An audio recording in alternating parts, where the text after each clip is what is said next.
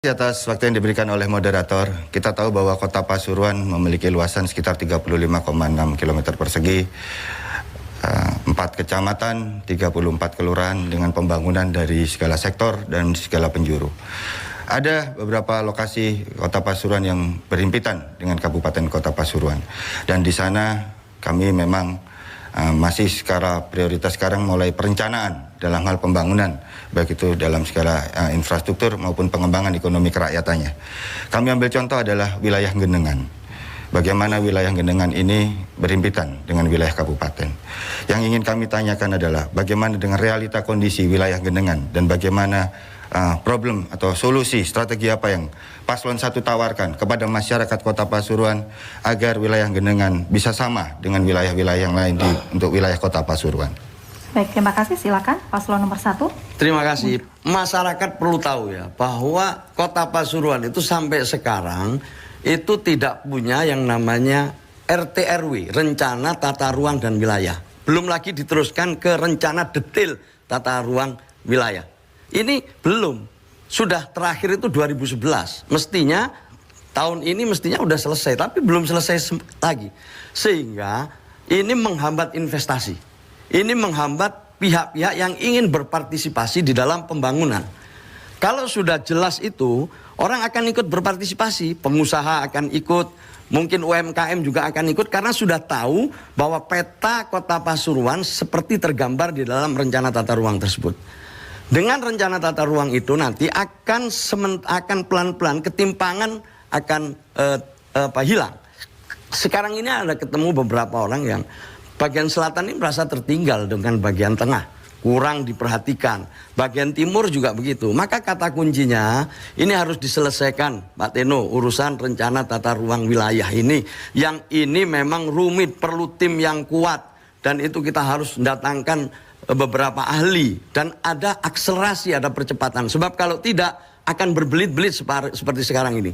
Saya dapat informasi dari teman-teman di DPR sudah berkali-kali ini dibahas, mentah lagi, dikali-kali membahas, mentah lagi. Selama RT/RW-nya tidak ada, maka yang namanya pembangunan akan berjalan sesuai dengan orang yang ingin melakukan partisipasi tanpa ada arahan yang jelas. Konkretnya, pembangunan ini akan terarah kalau ada RT/RW dan juga ada arahan yang jelas dari pemerintah kota. Sampai sekarang ini persoalan besarnya menurut saya.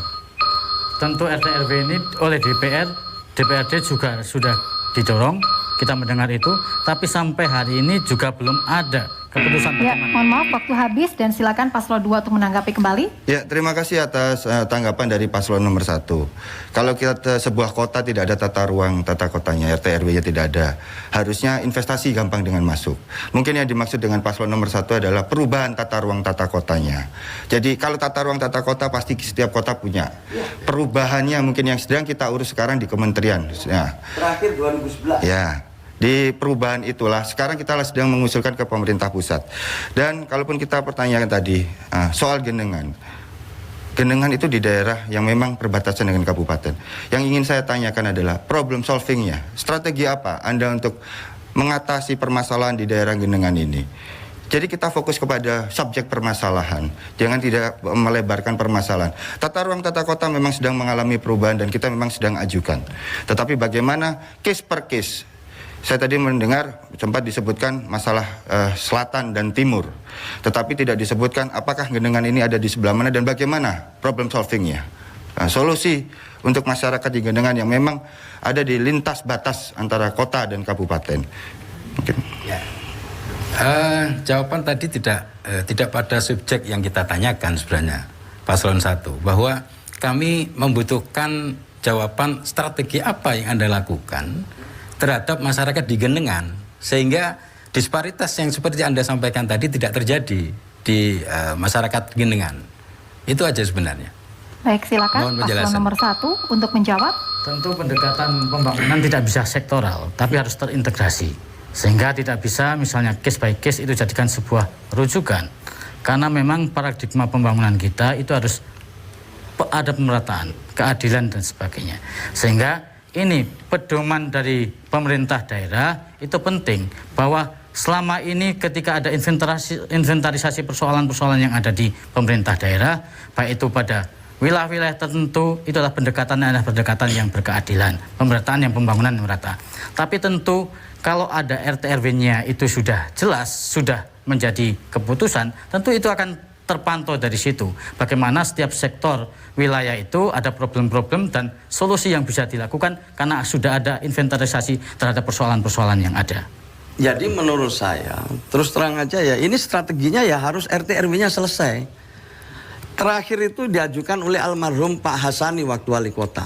Mestinya setiap 5 tahun direvisi.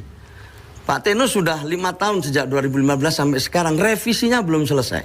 Padahal RT/RW itu masih diteruskan dengan rencana detail tata ruang dan wilayah. Ini pegangan, sehingga di daerah-daerah yang tadi disebut itu akan ketahuan, tengah ini jasa dan perdagangan, sebelah sana industri yang berbasis maritim dan logam, sebelah barat nanti ada yang namanya mebel sama sedikit pertanian, di selatan nanti ada kampung budaya, ada kampung mangga dan seterusnya, yang semua itu tentu pada akhirnya akan mengurangi ketimpangan dan kemajuannya akan terukur semua. Selama ini tidak ada, ya tentu orang akan, ya katakanlah membangun seingatnya saja. Saya pengen bangun di sini, bangun perumahan dibangun, setelah dibangun IMB-nya nggak keluar karena tata ruangnya belum diselesaikan. Banyak sekali yang seperti itu yang saya temukan di lapangan, yang ini terus terang memerlukan perhatian yang sangat serius ini. Ya, waktu habis. Boleh kita berikan apresiasi tepuk tangan untuk seksi debat terbuka pada segmen kali ini. Menarik sekali.